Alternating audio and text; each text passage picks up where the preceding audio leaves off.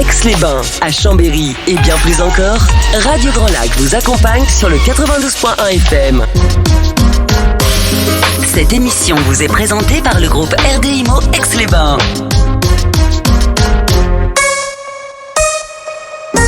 Vous entendez les murmures du lac? Histoire, immobilier, culture, Romain a plein de choses à vous dévoiler. Bonjour à tous, ravi de vous retrouver pour cette nouvelle émission, Les Murmures du Lac, immobilier et histoire sur les ondes de Radio Grand Lac, toujours en direct. Alors aujourd'hui, dernière émission de notre saison 2021-2022 pour Les Murmures du Lac. On aura plaisir à se retrouver début septembre pour la reprise. Aujourd'hui, on a souhaité conclure en beauté.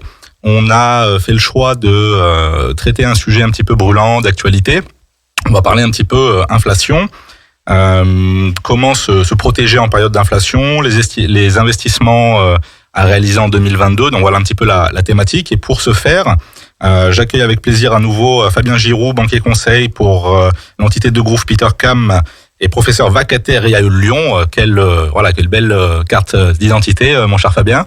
Merci pour la présentation et puis merci Romain et Jean-Pierre pour l'invitation, encore une fois.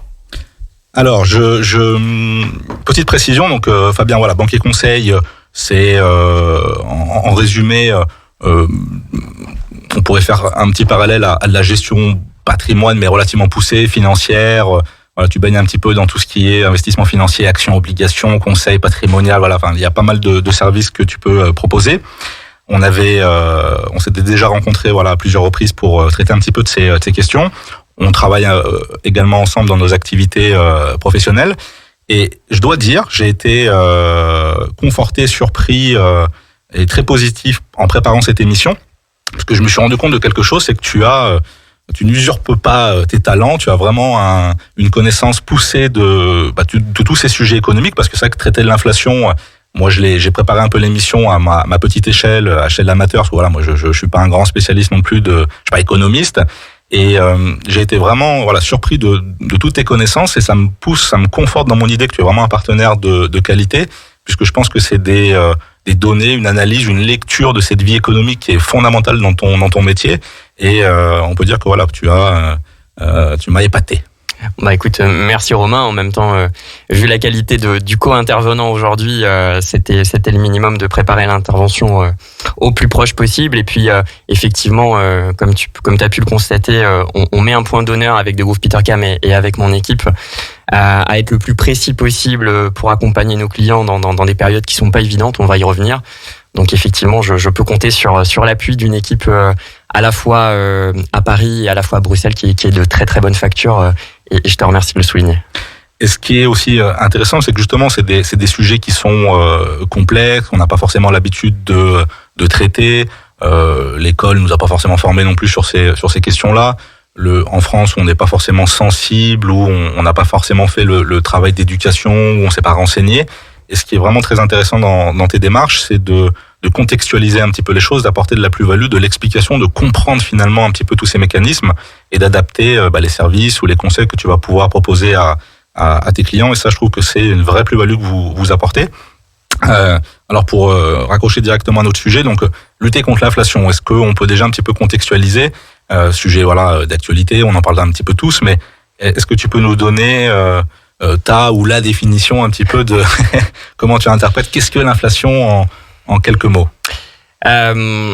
Alors évidemment, on le constate tous aujourd'hui quand on fait nos courses, mais pour revenir un petit peu sur ce contexte de l'inflation, qui pose finalement la question assez simple, même si la réponse sera probablement compliquée, ou en tout cas pas aussi simple que ça à répondre, c'est comment je fais aujourd'hui dans un contexte où quand j'achète mes tomates, elles augmentent, leur prix a augmenté de 40%.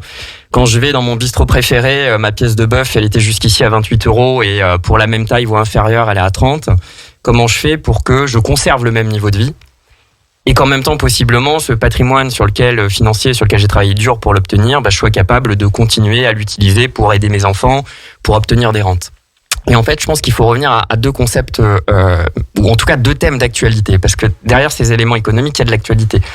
Le premier, c'est la conséquence directe de ce qui s'est passé quand la Russie a envahi l'Ukraine. Ça, c'est le premier point. Et le deuxième, c'est les conséquences de notre politique énergétique en Europe sur les 15-20 dernières années. En réalité, ça a même commencé avec Lionel Jospin.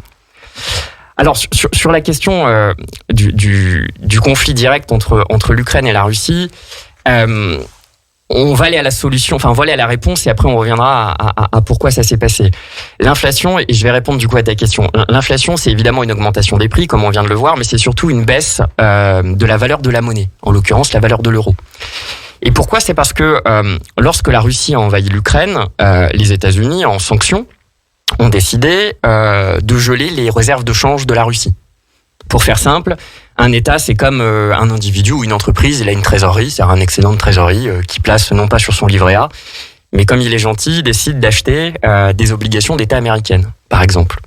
C'est-à-dire qu'il va prêter de l'argent à l'État américain, qui en contrepartie va lui verser un petit intérêt en dollars. Bon, jusqu'ici tout va bien. Les dollars servaient aux pays russes ou aux autres pays émergents, en tout cas en l'occurrence aux pays russes, à acheter du pétrole, et puis également derrière à financer, à acheter quelques obligations d'État allemandes et françaises et autres. Le fait de geler les encours et les obligations, en tout cas les réserves de change, donc en tout cas de ne pas rembourser les obligations d'État américaines par les Américains qui ont été souscrits par les Russes, ça provoque derrière un petit sentiment et un mouvement de foule où les Chinois ou les Indiens ou d'autres pays émergents se disent finalement, moi ce que je venais chercher quand j'avais du cash que j'avais à placer, au même titre que toi quand tu as un peu de cash, tu le mets chez ta banquière préférée sur un livret A, c'est de la sécurité juridique.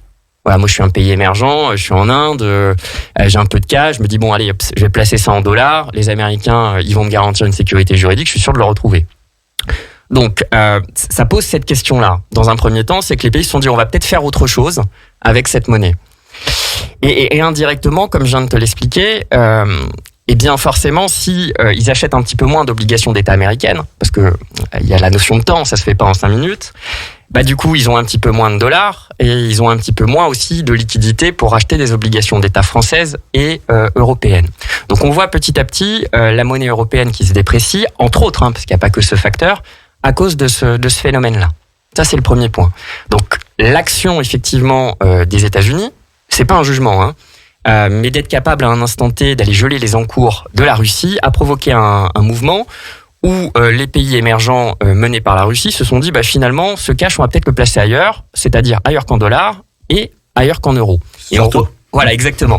Et on verra qu'après, derrière, ça donne des stratégies d'investissement, ou en tout cas des pistes de réflexion, puisque c'est ce qu'on est là pour ça aujourd'hui, c'est agiter des idées, bien entendu, pas donner des solutions définitives, mais ça donne des idées pour des investissements futurs. Donc ça, c'est le premier axe. Pourquoi il y a une inflation ? Il y a une inflation parce que on a l'euro qui se déprécie petit à petit, la monnaie qui perd de la valeur, entre autres à cause de cette action-là.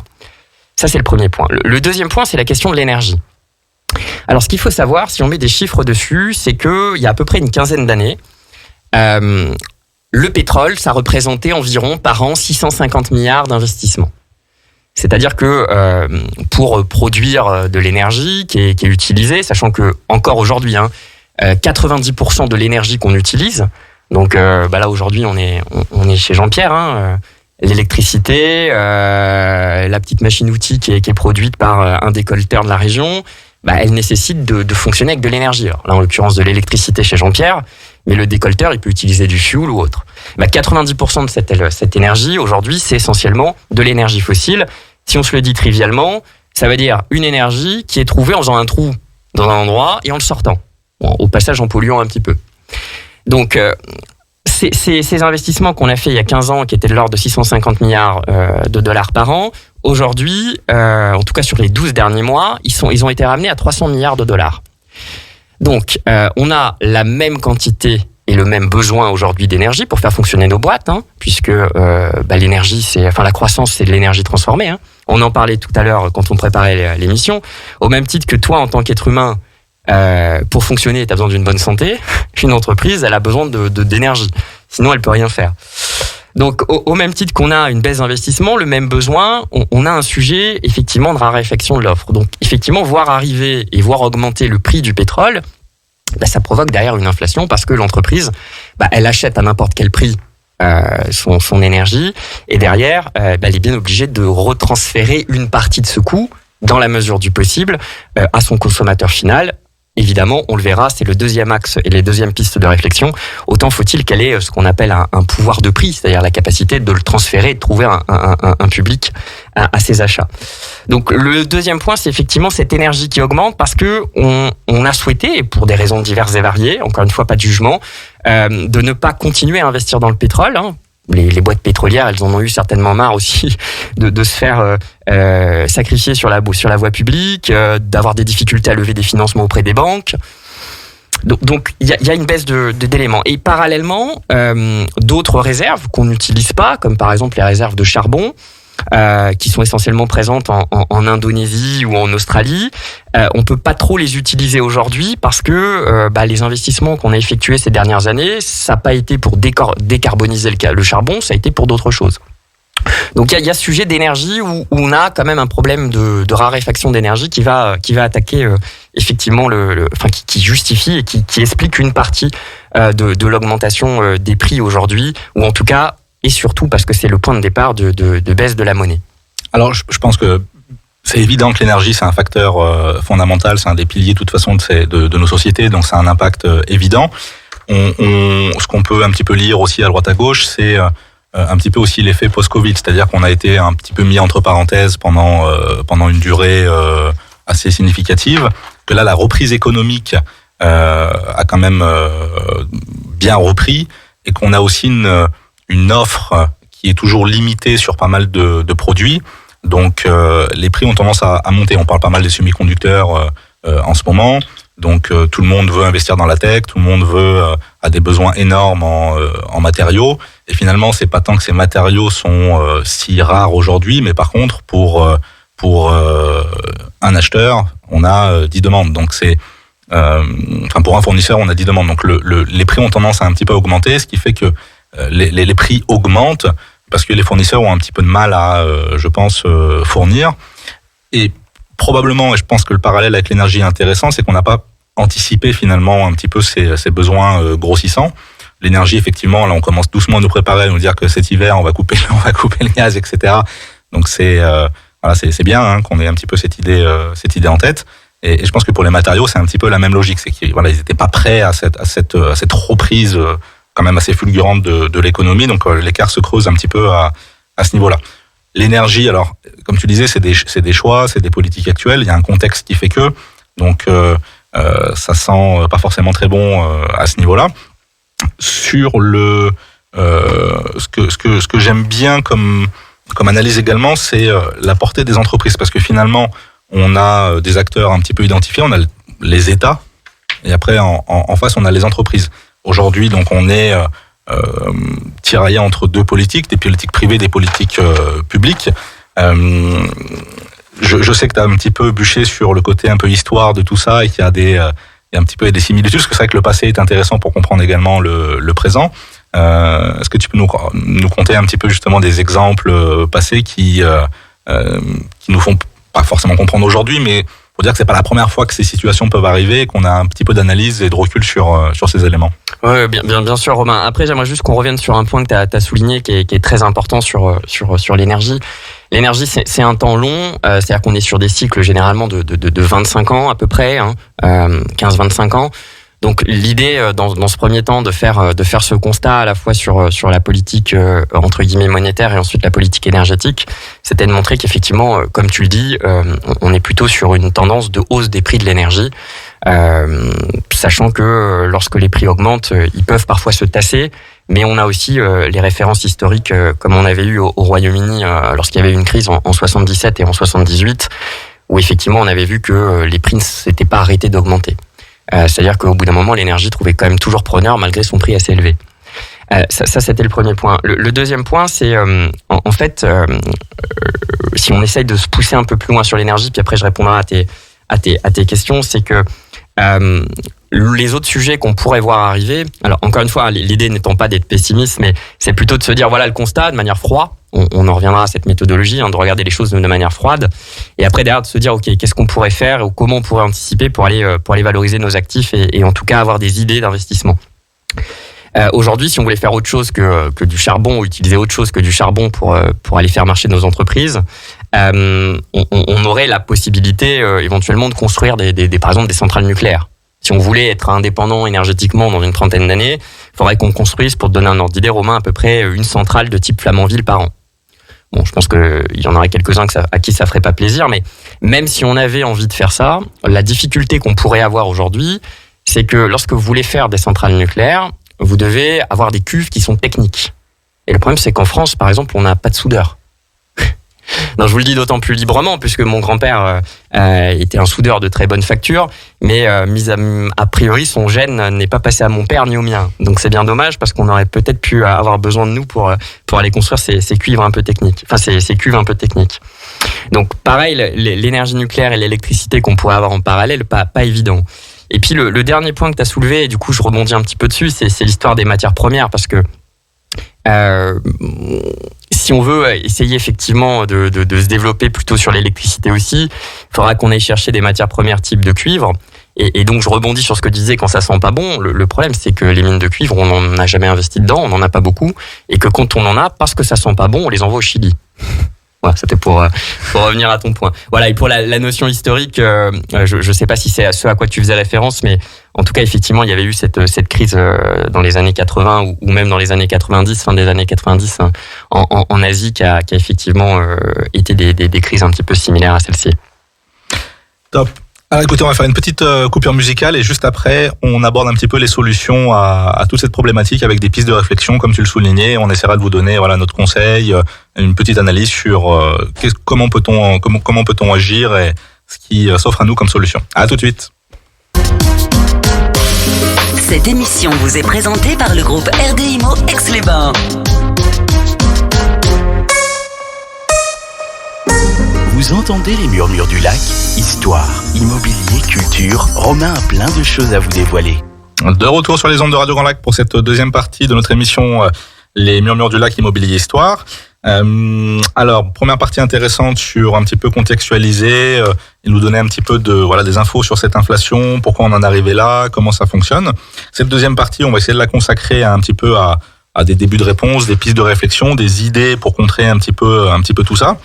Alors à mon niveau d'analyste très primaire, la réflexion que j'avais, c'est d'être actif. Déjà, je pense que c'est là un petit peu le maître mot, c'est de pas subir. Pour pas subir, la meilleure des parades, la meilleure des attaques, c'est justement d'attaquer. La meilleure des défenses, c'est d'attaquer. De ne pas rester passif, de s'intéresser, de se renseigner sur ce qui est possible d'être fait. Il y a un des effets positifs que j'ai pu constater à chaud sur ces périodes d'inflation, c'est que justement les entreprises, les acteurs, ceux qui se mobilisent pour contrer cela, justement sont actifs. Ils essaient de pas subir ça de plein fouet. Ils essaient de diversifier les investissements. Ils essaient de comprendre la situation, comment ils peuvent réagir, comment ils peuvent s'adapter. Puisque de toute façon, la vie, c'est une adaptation un petit peu perpétuelle par rapport à nos comportements. Voilà, donc ça c'était très primaire comme réflexion. Alors Fabien va nous donner des pistes un petit peu plus sérieuses. J'imagine que tu es sollicité dans le cadre professionnel par tes clients qui doivent, j'imagine, avoir des questions, des questionnements, peut-être des craintes. Donc tu dois être au cœur de l'action sur ces sujets-là. Comment un petit peu tu abordes ces thématiques? Que conseilles-tu à l'heure actuelle à justement cette clientèle ou intéressée qui souhaiterait placer, sécuriser un petit peu leur capital, leur rente? Déjà, on va revenir un petit peu sur leurs objectifs, parce que finalement, on a trois grands objectifs qui se dessinent. Le premier, c'est j'ai envie de conserver des liquidités parce que je veux pas placer mon argent ou parce que j'ai envie d'avoir un coussin de sécurité de qualité. Ça, c'est le premier point. Le deuxième point, c'est d'avoir des compléments de revenus parce que, comme tu le sais, j'ai une partie significative de mes clients qui sont des dirigeants actionnaires, donc soit qui ont réalisé, soit qui sont en cours de réalisation. Et donc, ils ont besoin de rente pour compléter leurs revenus. Et puis après, on a aussi les clients qui ont un capital qu'ils ont envie de transmettre de génération en génération. Et donc, on a des horizons un petit peu plus long terme. Donc, quelque part, la clé de lecture sur les objectifs, c'est déjà de bien déterminer l'horizon d'investissement du client. On va pas faire la même chose pour quelqu'un qui veut investir sur 3 mois que quelqu'un qui veut investir sur les plusieurs générations. Donc ça, c'est le premier point. Après, je pense qu'il faut effectivement lire un petit peu l'actualité ou essayer de la lire pour envisager des scénarios possibles. Ça ne veut pas dire qu'on aura raison, mais ça veut dire qu'on essaiera de mettre le maximum de chances de notre côté. Dans ce qu'on vient de se dire, il y a plusieurs points qui sont importants, mais il y en a au moins 2, et puis j'en rajouterai un 3e si tu en es d'accord. Le premier point, c'est qu'on comprend bien que l'énergie va être un sujet. Et l'énergie, avant qu'on arrive à d'autres types d'énergie que l'énergie fossile, pour le bien de notre planète, il va quand même falloir qu'entre-temps on fasse fonctionner nos entreprises et nos chefs d'entreprise. Il va bien falloir que les boîtes de promotion immobilière, elles soient capables de pouvoir livrer leurs clients et mettre des toits ou des tuiles sur leurs toits. Il va bien falloir qu'on puisse à un instant T fabriquer du ciment, etc. Donc ça, c'est le premier point, c'est l'énergie. Donc avoir un focus aujourd'hui sur des boîtes énergétiques, soit sur de l'énergie classique type pétrole, ça peut être un vrai sujet, surtout qu'en plus ils versent des dividendes qui peuvent être assez confortables, entre 3 et 4%. Donc ça peut convenir finalement à la fois à celui qui a envie de faire un investissement sur le long terme et en même temps qui a envie aussi d'avoir une rente. Alors, l'idée, c'est bien évidemment pas de conseiller des titres vifs en direct sur cette émission, hein, mais par exemple des valeurs comme Exxon, comme Valero aux États-Unis, ou comme des valeurs un peu européennes comme British Petroleum, enfin britannique. C'est pas des mauvaises idées pour quelqu'un qui a envie effectivement d'investir sur la thématique de l'énergie et qui penserait que ce scénario pourrait se produire. Le deuxième point, c'est on a vu ensemble que quelque part, ce qui est en train de se produire ou qui pourrait se produire, c'est un affaiblissement de l'euro, et donc dans un premier temps peut-être au profit du dollar, puis après d'autres monnaies émergentes, on pourrait avoir un intérêt éventuellement à augmenter un peu, tout en étant raisonnable, la proportion des investissements qui sont en dollars, voire dans des monnaies étrangères, comme par exemple le yuan. Ce que j'allais dire, c'est qu'en première partie, on a un petit peu noté que les conflits d'intérêts assez importants aujourd'hui. Il y a 3 grosses zones, US, euro et puis l'Asie, Russie. Alors justement, est-ce que c'est pas un peu paradoxal, mais ça nous met dans une position peut-être délicate en se disant la France a pris position pour l'Ukraine bien évidemment, mais de se dire est-ce que finalement des investissements en Chine, en Inde, avec des gens qui sont liés à la Russie, est-ce que justement c'est un sac de nœuds un petit peu tout ça? Est-ce que ça je pense qu'il faut encore une fois faut savoir faire ce qu'on sait faire, et aujourd'hui la question qui m'est posée et qui m'est posée par mes clients, pas par toi, c'est Fabien, j'ai de l'argent, j'ai des objectifs, comment je peux faire pour les valoriser au mieux? On peut rajouter des notions de morale, on peut aussi des notions d'éthique, et dans ce cas-là effectivement on a une gamme sur l'investissement développement durable. On conseille même des congrégations religieuses, donc on intègre tous ces critères-là. Maintenant, si à un moment donné un client me dit écoute, qu'est-ce qu'on peut faire pour aller chercher de la rémunération, en lui présentant les avantages et les inconvénients, on peut noter aujourd'hui qu'il y a quand même un intérêt économique à considérer. Après, à définir ensemble un investissement dans ces pays asiatiques de l'Asie du Sud-Est, parce que, comme on l'a vu ensemble, leur monnaie, elle va avoir tendance à se renforcer un petit peu. En plus, c'est une monnaie qui est indexée à l'or. Enfin, en tout cas, il y a un lien très fort entre le yuan et l'or, puisqu'ils ont acheté des réserves d'or. Donc ça me plaît bien. Ouais, je sais bien. Même si tu rêverais de t'acheter, en tout cas de te faire construire une maison en or, non. Je le sais, mais non. Mais disons que mon choix entre 1 million d'euros et 1 million en or, le choix pour ma part est vite fait. C'est vrai que justement, je trouve que l'or c'est vraiment le roi de l'anti-inflation. C'est pour moi quelque chose. Alors je sais pas, c'est probablement très empirique et peut-être un peu déconnecté d'économie complexe, mais l'or ça me parle, je trouve que c'est concret, c'est une valeur qui parle à tout le monde. On parle des monnaies justement, mais je pense que l'or c'est quelque chose qui supplante un petit peu tout ça, c'est qu'on dépasse on parle plus en dollars ou en euros. L'or c'est quelque chose, je pense, d'assez intéressant, et je pense que si ces pays asiatiques font ce choix-là, c'est pas pour rien non plus. Est-ce qu'ils font ce choix-là pour sortir de ces fluctuations un petit peu qu'ils maîtrisent pas forcément? Je sais pas, mais en tout cas, moi, ça me plaît bien, alors. Alors, effectivement, pour répondre à tes questions, puisqu'il y en a plusieurs, mais pour aller à l'essentiel, effectivement, le fait que depuis des années, effectivement, les pays asiatiques et les pays émergents se rendent compte que ils financent un petit peu le train de vie des pays occidentaux, et notamment des Américains et des Européens, parce qu'ils achètent des obligations d'État américaines. Parallèlement, eux, ils ont eu le souhait d'avoir leur propre monnaie, une monnaie indexée sur l'or, et une monnaie qui soit capable à un instant T effectivement de fonctionner un peu en autarcie. Donc on va voir de toute façon probablement une accentuation des flux dans les pays d'Asie, entre notamment, alors même si il y a quelques tensions entre le Japon et la Russie, puisque les Japonais c'est des coquins dans les îles Falklands, mais en tout cas on va voir une accentuation de ces flux-là. C'est une monnaie qui est indexée sur l'or. Il n'est pas impossible aussi qu'un jour peut-être l'Inde qui achète du pétrole russe pour pouvoir nous le revendre un jour, ou des matières premières russes pour nous le revendre actuellement, préfère se faire payer en or qu'en euros. Peut-être que ça se produira. Évidemment, j'ai pas de boule de cristal, mais c'est un scénario qu'on considère et que, en tout cas, pour mes clients, je considère et que je leur expose, avec les avantages et les inconvénients, parce que ces pays-là, c'est des pays aussi où possiblement la gouvernance et l'État peut être très influent. On l'a vu lorsque Jack Ma s'est fait kidnapper, ou en tout cas a disparu, lorsqu'il avait voulu introduire en bourse sa filiale des moyens de paiement avec Alibaba, puisqu'en fait Alibaba voulait avoir une banque, clairement, et qu'il a eu un mot de trop en direction de Xi Jinping. Excusez-moi pour la prononciation. Il peut disparaître. On l'a vu aussi lorsqu'il y a eu effectivement le scandale avec Luckin Coffee, ou Luckin Coffee, qui était le principal concurrent de Starbucks aux États-Unis, avait légèrement cuisiné ses livres, c'est-à-dire avait menti sur la composition exacte de son bilan. Donc il y a aussi des inconvénients, parce qu'encore une fois, c'est jamais tout noir ou c'est jamais tout blanc. Mais force est de constater dans ce deuxième point que par rapport à ce qui s'est passé, par rapport à la composition de la monnaie, on peut pas balayer d'un revers de main ces pays-là. Après, effectivement, c'est à nuancer en fonction des objectifs, des valeurs du client, de sa morale. Mais clairement, c'est une zone que j'ai envie de considérer. Et puis, je fais une légère parenthèse et un petit crochet. Effectivement, il y a aussi cette notion d'application d'État. Il y a peut-être des investissements où quand on est lié à cet État qu'on maîtrise pas forcément leurs décisions, est-ce que finalement, une des clés, c'est aussi d'avoir des investissements qui soient pas totalement en corrélation avec un État qui peut avoir un impact du jour au lendemain selon une décision qu'il pourrait prendre ou c'est une transition parfaite pour mon troisième point que j'ai pas évoqué tout à l'heure, mais qui est légitime.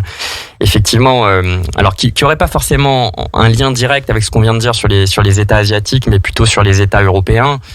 On peut s'interroger, encore une fois, c'est un scénario, mais on peut y réfléchir en se disant qu'aujourd'hui, si on prend l'exemple de la France, 62% du PIB est réalisé par des services publics, donc c'est par de l'impôt, par de la taxation, et le reste c'est fait par des entreprises et le secteur privé.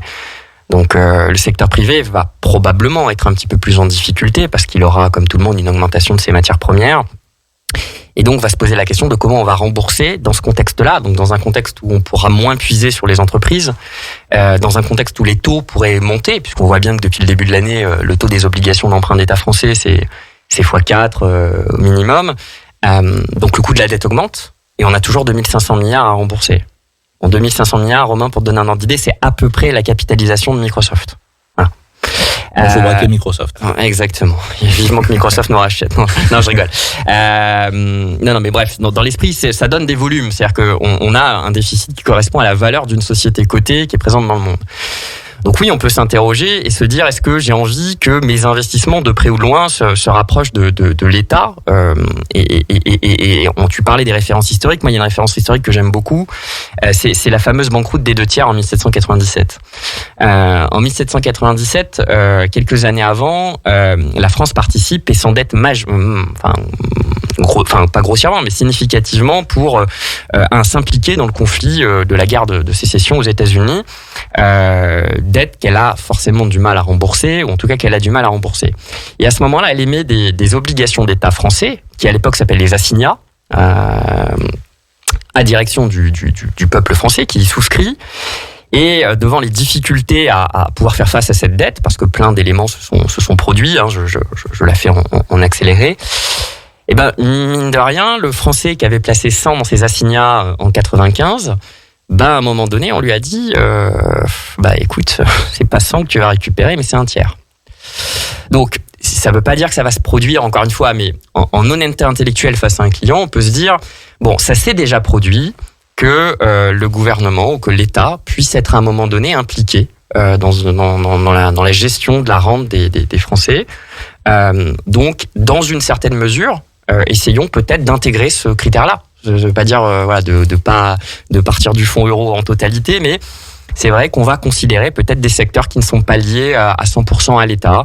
Des boîtes comme par exemple L'Oréal, même si encore une fois on n'est pas là pour faire du titre vif, qu'on sont complètement décorrélés. On en parlait puisque tout à l'heure avec Jean-Pierre et toi on parlait de l'accueil agréable à l'hôtel Mercure à Marlioz. On n'a pas le droit de faire de la pub, mais ils sont sympas à chaque fois. Donc une petite boîte comme Accor peut être intéressante aussi.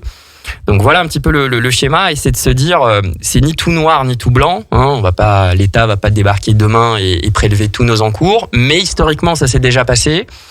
Donc à un moment donné dans ma lecture, je vais plutôt favoriser par exemple des titres de propriété, c'est-à-dire des actions, plutôt que des contrats avec l'État.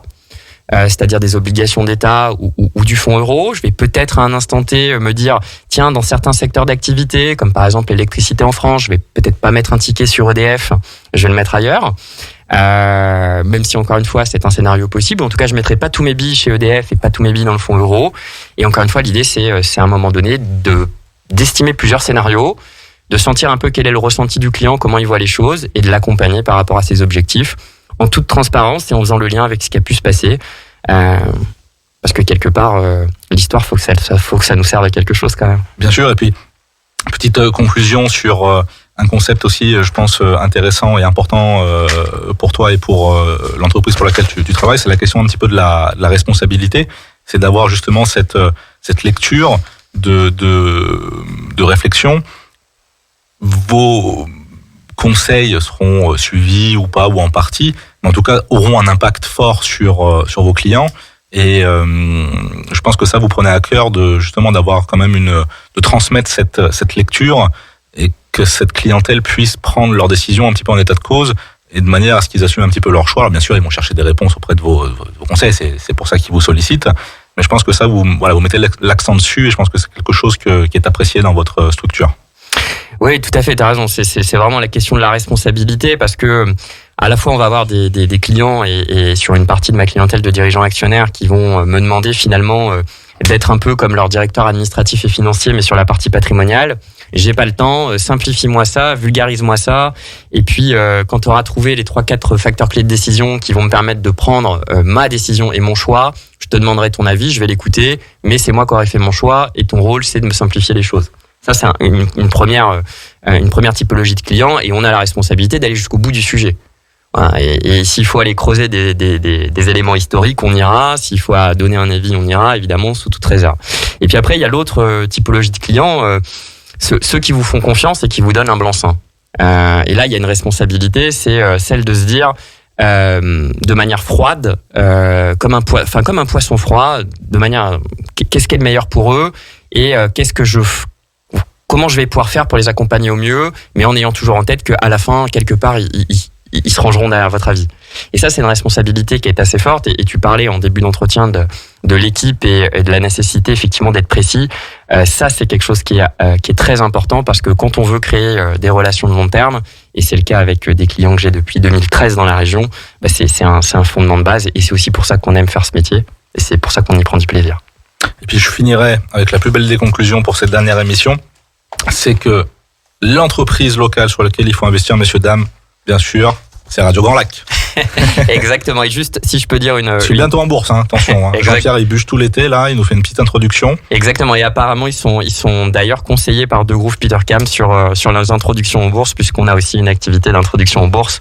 Si je ne le disais pas, mes collègues du haut de bilan, et notamment les équipes dirigées par Franck Seda, ne seraient pas contents. Et juste 2 dernières phrases qui me semblent finalement assez importantes et qui pourraient résumer. Une qui fera plaisir à l'équipe de gestion de portefeuille de Groove Petercam à Paris, qui m'a aidé à préparer ce rendez-vous, et encore une fois je les remercie, c'est un travail d'équipe. L'inflation, c'est le retour de la gestion active, c'est ce que tu disais, c'est-à-dire les ETF, les répliques d'indices, ça sera moins vrai. Maintenant, il va falloir aller chercher les vraies valeurs. Ça, c'est le point 1. Et puis le deuxième point, qui finalement pourrait être celui qu'on peut retenir d'aujourd'hui, c'est que la meilleure manière de protéger son capital, si on a le temps, et si on est un peu patient, c'est investir en actions en période d'inflation, parce que vous êtes à la fois l'émetteur de cette inflation, mais vous êtes aussi le récepteur, c'est-à-dire que vous êtes à la fois actionnaire d'une entreprise qui va avoir une valeur qui va grossir, qui va retransférer cette augmentation, et vous êtes à la fois l'émetteur, c'est que vous la subissez. Si comme moi, vous avez une femme qui vous demande un sac Louis Vuitton, achetez LVMH, vous aurez le sentiment que ça vous coûte un tout petit peu moins cher. C'est clair. Écoute, merci beaucoup Fabien pour cette belle émission. On sent, voilà, encore une fois, des connaissances assez poussées sur le sujet, et je pense que nos auditeurs seront convaincus de tes qualités. Merci encore à tous les deux pour l'invitation. Écoutez, j'en conclus avec un Mais un joli petit mot pour tout le monde, pour tous nos auditeurs. Ça a été une belle année encore sur Radio Grand Lac. Profitez de vos congés si c'est le cas, ou si c'est à venir. En tout cas, Aix-Riviera, toujours un territoire intéressant pour profiter du territoire local. Donc, à très vite à la rentrée. Profitez de l'été à l'écoute de Radio Grand Lac.